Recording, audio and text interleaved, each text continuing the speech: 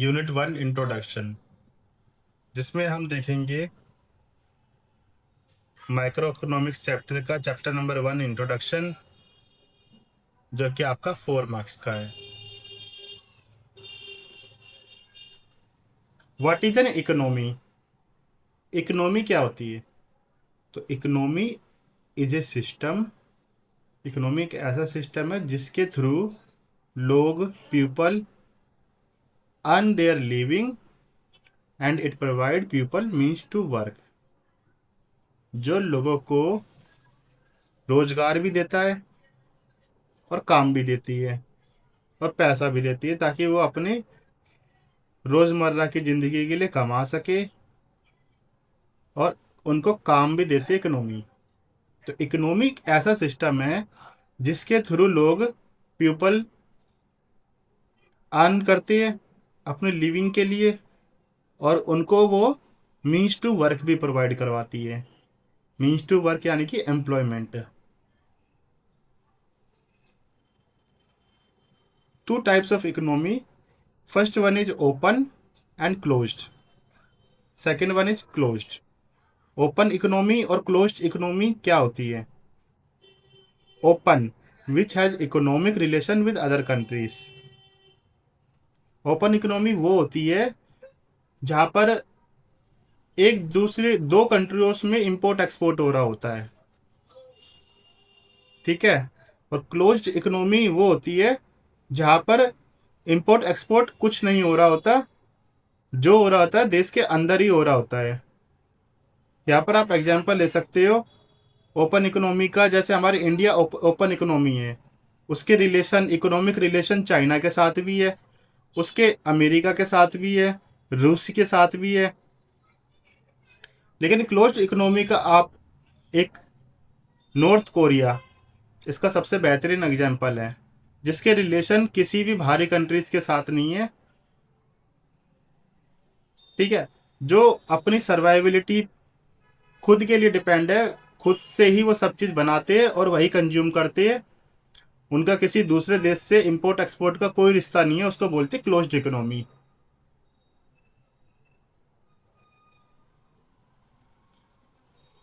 There are also another two types of economic system. अब economic system भी दो प्रकार के होते हैं। First one is socialist economy and second one is capitalist economy. Socialist economy, in this economy all resources are owned by government. इसमें सारे के सारे रिसोर्सेज जो गवर्नमेंट ओन करती है, और जो मोटिव होता है इसका वो होता है पब्लिक वेलफेयर। और इसको हम, दूसरा नाम इसका है centrally planned economy. Centrally planned economy का दूसरा नाम सोशलिस्ट इकोनॉमी भी है, और सोशलिस्ट इकोनॉमी का दूसरा नाम सेंट्रली प्लान्ड इकोनॉमी भी है। फिर आता है अपना कैपिटलिस्ट इकोनॉमी। इस इकोनॉमी के अंदर सारे रिसोर्सेस आपके प्राइवेट सेक्टर ओन करते हैं, और इसमें जो मोटिव होता है वो होता है प्रॉफिट अर्निंग का। और इसका दूसरा नाम है फ्री मार्केट इकोनॉमी। अभी हम आगे डिटेल में पढ़ेंगे, जस्ट ओवरव्यू ले रहे हैं हम। आपकी सोशलिस्ट इकोनॉमी होती है, कैपिटलिस्ट इकोनॉमी होती है, और मिक्स्ड इकोनॉमी भी होती है, जो इन दोनों को मिलके बनती है, ठीक है। सोशलिस्ट इकोनॉमी गवर्नमेंट के द्वारा चलाई जाती है, जिसका मोटिव होता है पब्लिक वेलफेयर, और जिसका दूसरा नाम होता है सेंट्रली प्लान्ड इकोनॉमी। लेकिन कैपिटलिस्ट इकोनॉमी प्राइवेट सेक्टरों के द्वारा चलाई जाती है, जिसका एकमात्र प्रॉफिट मोटिव ही आपका अर्निंग प्रॉफिट ही मोटिव होता है, और उसका दूसरा नाम है फ्री मार्केट इकोनॉमी। अब आगे बढ़ते, स्केयरसिटी क्या होती है? Scarcity, it means demand for goods and services is greater than the availability of goods and services in the economy. यानी कि किसी चीज की डिमांड ज्यादा है, अवेलेबिलिटी इतनी नहीं है। अवेलेबिलिटी आपकी कम है, उपलब्धता कम है, लेकिन उसकी मांग बहुत ज़्यादा है। ठीक है, demand for goods and services is greater than the availability of goods and services in the economy. Demand of resources is greater than supply of resources. आगे बढ़ते हैं। अब अपना थर्ड पॉइंट देखते हैं कि इकोनॉमिक प्रॉब्लम क्या होती है। ठीक है, और वो क्यों पैदा होती है, वाई डज इट अराइज। एक सबसे पहले हम देखते हैं इकोनॉमिक प्रॉब्लम क्या है। एक सिंपल वर्ड में कहूंगा, इकोनॉमिक प्रॉब्लम कुछ नहीं है, सिंपल बस प्रॉब्लम ऑफ चॉइस है ये। यानी कि चॉइस की प्रॉब्लम है, सिर्फ प्रॉब्लम ऑफ चॉइस जिसे बोलते हैं। Economic problem is mainly the problem of choice among limited resources. क्योंकि हमारे रिसोर्सेस लिमिटेड है। रिसोर्सेस यहाँ पर इन द सेंस कुछ भी हो सकता है, जो भी चीज आपको प्रोडक्शन के लिए चाहिए, गुड्स एंड सर्विस को प्रोड्यूस करने के लिए चाहिए, वो आपके रिसोर्सेस में आते हैं, जो कि लिमिटेड ही है। Which means in every economy human have unlimited wants. इसका ये मतलब है कि सभी इकोनॉमी में जो इंसानों की है, वो जो अनलिमिटेड वांट्स रहती है, but the resources to satisfy them are limited. लेकिन रिसोर्सेज तो लिमिटेड है, and these resources have alternative uses. और रिसोर्सेज के अल्टरनेटिव यूजेस भी है, यानी कि एक रिसोर्स से आप 10 चीज़ें बना सकते हो, तो ये प्रॉब्लम और बढ़ जाती है। Therefore the problem of choice arises, इसलिए प्रॉब्लम ऑफ चॉइस अराइज होती है, and this problem is known as economic problem, और उसको ही हम इकोनॉमिक प्रॉब्लम बोलते हैं। इकोनॉमिक प्रॉब्लम का मतलब है problem of choice.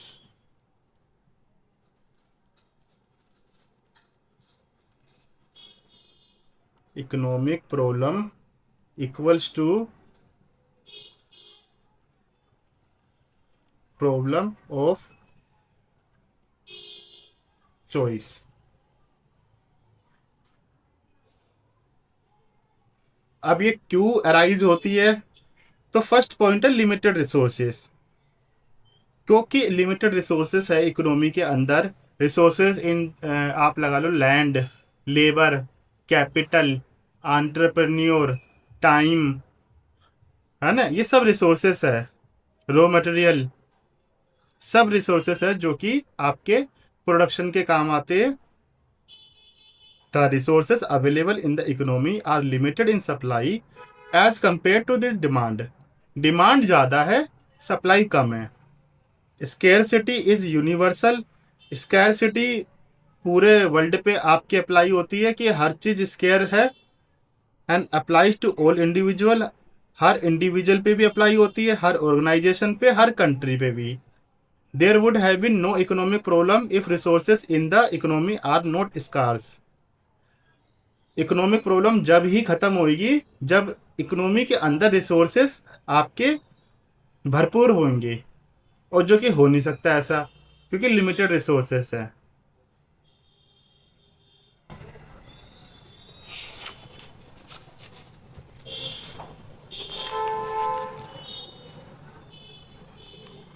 Unlimited human wants.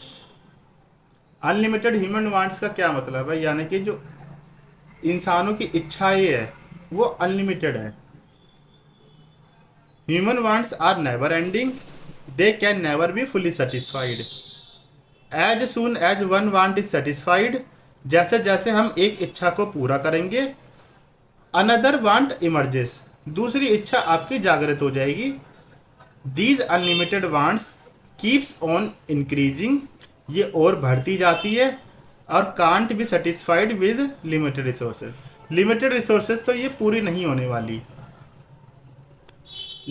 Limited resources in the sense, जैसे कि एक कमरा है, और वो इतना बड़ा कमरा है कि उसमें एक इंसान अपना प्रोडक्टिव काम कर सकता है। अगर उसमें दो इंसान अपना काम करने लग जाए तो रिसोर्स तो, कमरा तो उतना ही साइज का है, ठीक है, तो दिक्कत आएगी। समझ लो, एक बंदा एक फैक्ट्री लगाता है एक जगह पे, किसी भी चीज़ की प्रोडक्शन करता है, तो क्या दूसरे या तीसरे सामान का भी प्रोडक्शन वहाँ पर हो सकता है? इतनी जगह होगी उसमें, क्योंकि उसको तो और मशीनें लगानी पड़ेगी, और कैपिटल और लेबर लगानी पड़ेगी उसमें, स्पेस उतना ही है। तो ये जो लिमिटेड रिसोर्सेस वाली प्रॉब्लम है, ये इकोनॉमी में हमेशा रहती है और ये सभी कंट्रियों के साथ है। एक बात और है कि ह्यूमन वांट्स अनलिमिटेड है। अब थर्ड पॉइंट आता है आपका, रिसोर्सेस हैव अल्टरनेटिव यूजेस। और लिमिटेड रिसोर्सेस का भी जो यूजेस है वो कई प्रकार की कर सकते हैं हम। अभी इसका एग्जांपल देखते हैं। The resources available in the economy can be put to alternative uses. For example, जैसे स्टील है, आपने स्टील बनाया, स्टील को आप यूज कर सकते हो मशीन बनाने के लिए, और स्टील को आप यूज कर सकते हो ऑटोमोबाइल सेक्टर में गाड़ियाँ बनाने के लिए, है ना। ऐसी जैसे लकड़ी है, लकड़ी का उत्पादन करने के बाद आप उसको फ्यूल की तरह भी यूज कर सकते हो, उससे फर्नीचर भी बना सकते हो, हाउस कंस्ट्रक्शन भी कर सकते हो। लेकिन रिसोर्स तो एक ही है, लकड़ी। तो लिमिटेड रिसोर्सेज से आप अल्टरनेटिव यूजेस कई सारे काम कर सकते हो। तो इसलिए also we face the problem of choice. इसलिए हम प्रॉब्लम ऑफ चॉइस को फेस करते हैं, जो कि हमारी इकोनॉमिक प्रॉब्लम है। State two feature of resources. दो फीचर बताने रिसोर्सेस के। तो first one is resources are limited, और सेकंड क्या है, रिसोर्सेस हैव अल्टरनेटिव यूजेस। ये क्वेश्चन है कि आप रिसोर्सेस के दो फीचर बताए। तो रिसोर्सेस लिमिटेड है, और एक ही रिसोर्सेस को आप कई तरह से इस्तेमाल कर सकते हो। Resources have alternative uses. Fourth point, define economising of resources. Economising of resources करना क्या होता है? यानी कि रिसोर्सेस को फुल्ली यूज करना, इफेक्टिव और एफिशिएंट तरीके से। It means allocating the limited resources.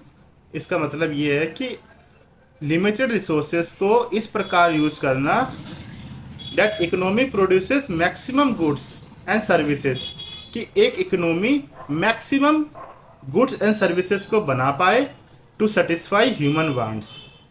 That is effective तरीके से भी और एफिशिएंट भी यूज कर पाए रिसोर्सेज का। इसी को हम बोलते हैं इकोनोमाइजिंग ऑफ रिसोर्सेस। यानी कि जितना भी है रिसोर्स है उसको फुल्लर यूटिलाइजेशन करना, उस पर वेस्टेज ना करना, फुल्ली उसको कंज्यूम कर लेना, फुल्ली उसका यूज कर लेना। ठीक है, उसको हम बोलते हैं इकोनोमाइजिंग ऑफ रिसोर्सेस। अब अपना आता है व्हाट इज इकोनॉमिक्स। इकोनॉमिक्स क्या होती है?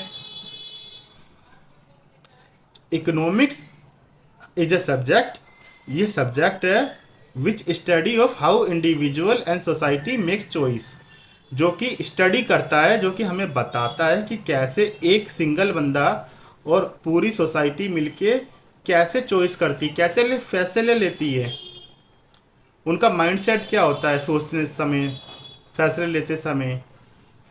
In the presence of scarcity of resources, limited resources है उनके पास और उनको फैसले लेने हैं, उनको चॉइस करनी है, इंडिविजुअल को या ग्रुप ऑफ पीपल यानी कि सोसाइटी को। तो वो उनका माइंडसेट कैसे काम करता है, तो ये सब बताता है हमारा इकोनॉमिक्स, इकोनॉमिक सब्जेक्ट।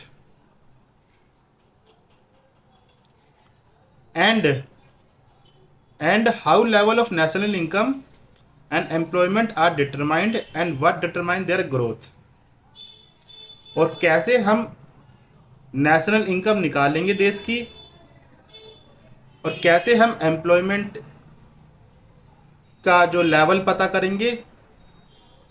ठीक है, एम्प्लॉयमेंट किस फैक्टर से घटेंगे, किस फैक्टर से कम होंगे, ये सब पैमाने पे अपना आपका डिटरमाइन करेंगे।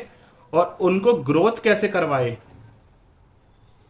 एम्प्लॉयमेंट की कैसे ग्रोथ हो, नेशनल इनकम की कैसे ग्रोथ हो, वो कौन से फैक्टर है, तो इसको डीपली स्टडी करने के लिए ये सब होता है अपना इकोनॉमिक्स में, ये हमें इकोनॉमिक्स बताता है।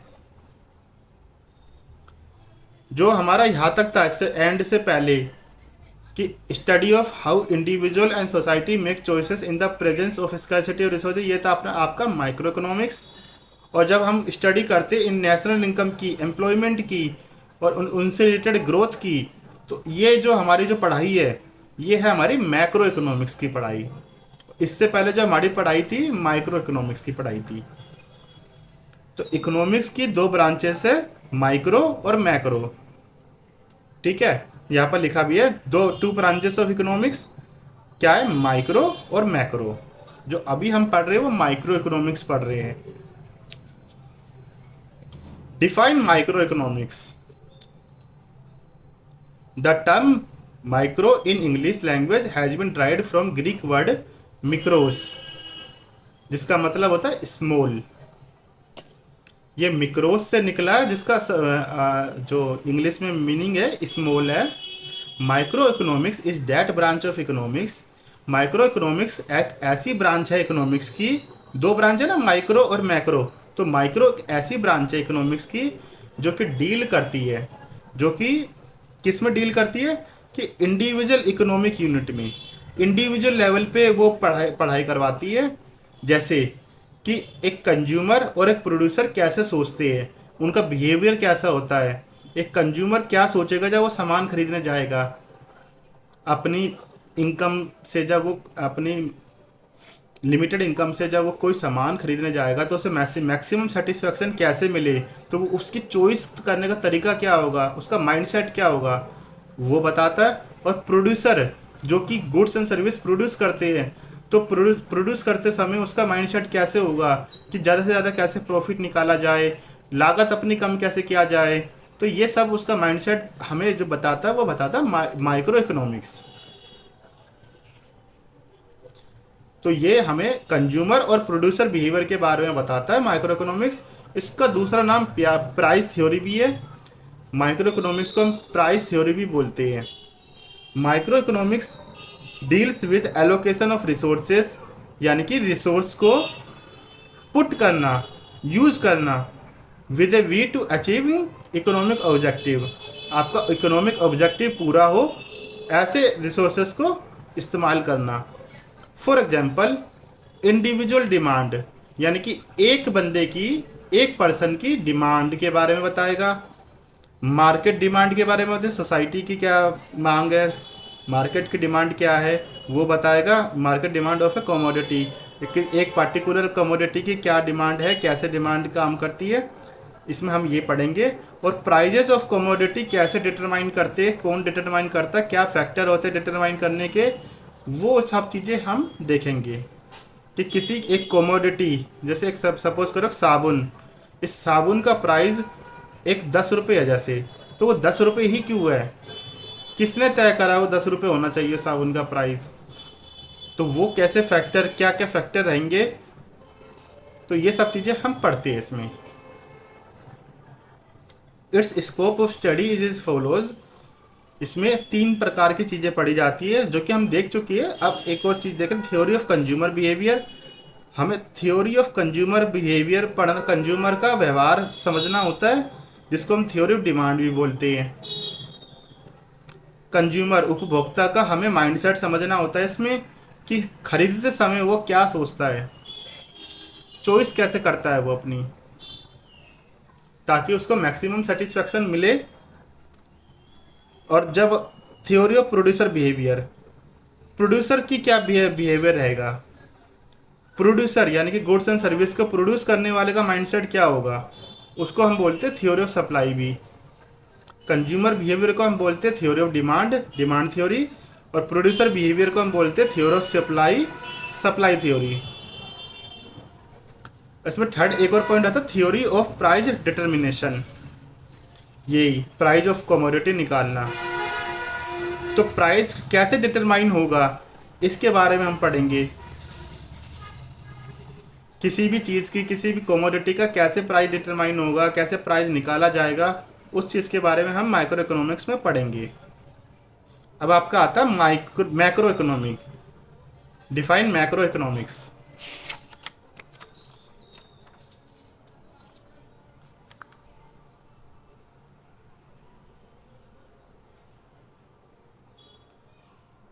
The term macro economics is in English, जो कि ड्राइव्ड हुआ है ग्रीक वर्ड से मैक्रोस से,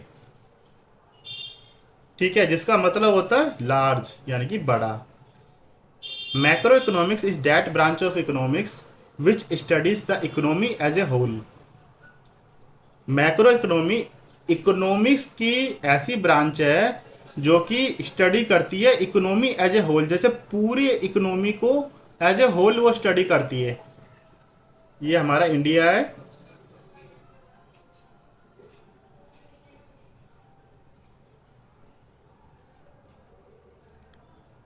इस इंडियन इकोनॉमी की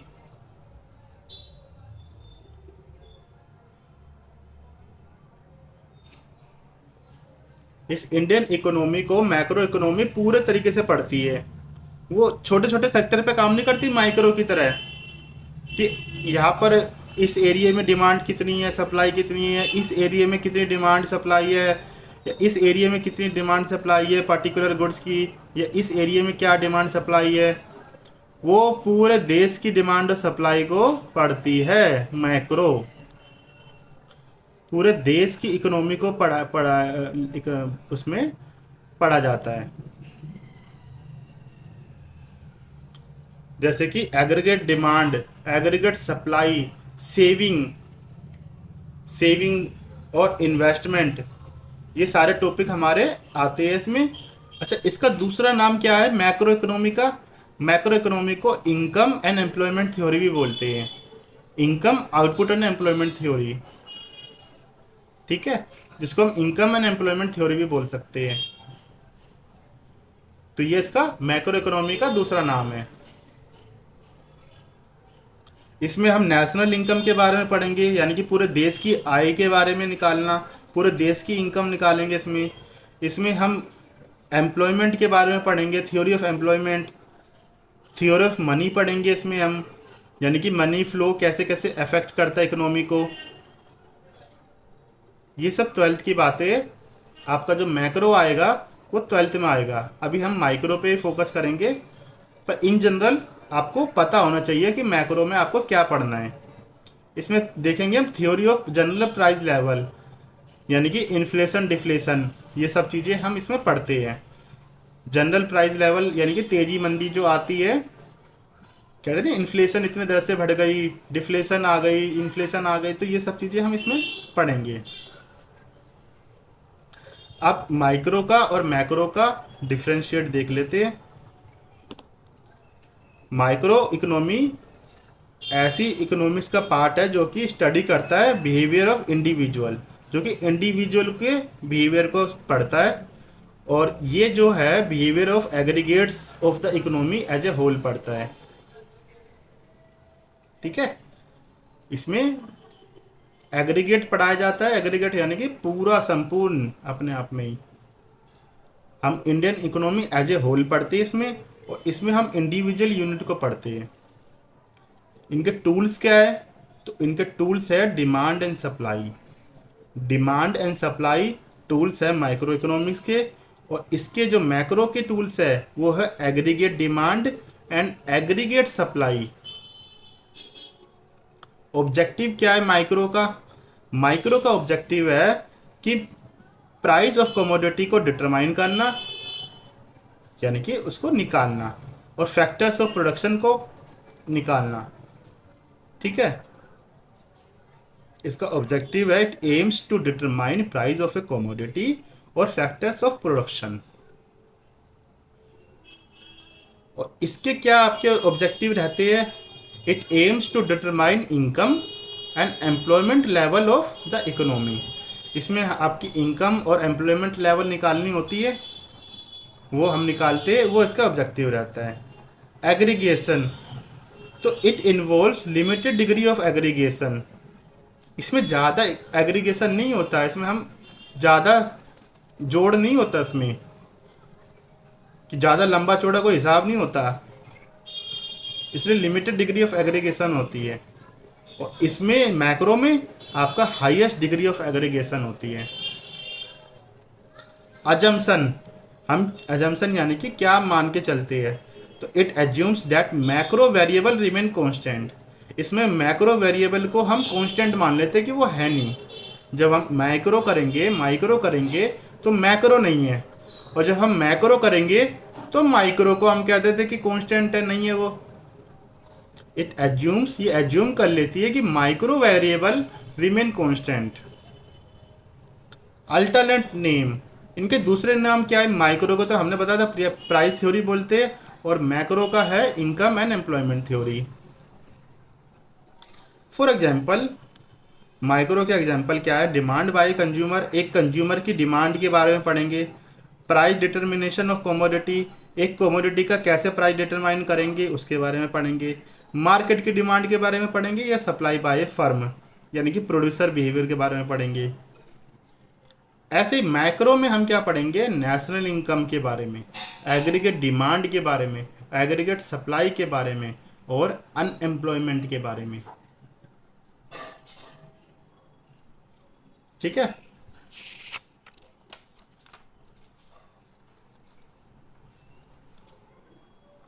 इस क्लास को यही ख़त्म करते, आगे का हम करेंगे क्लास नंबर 2 में।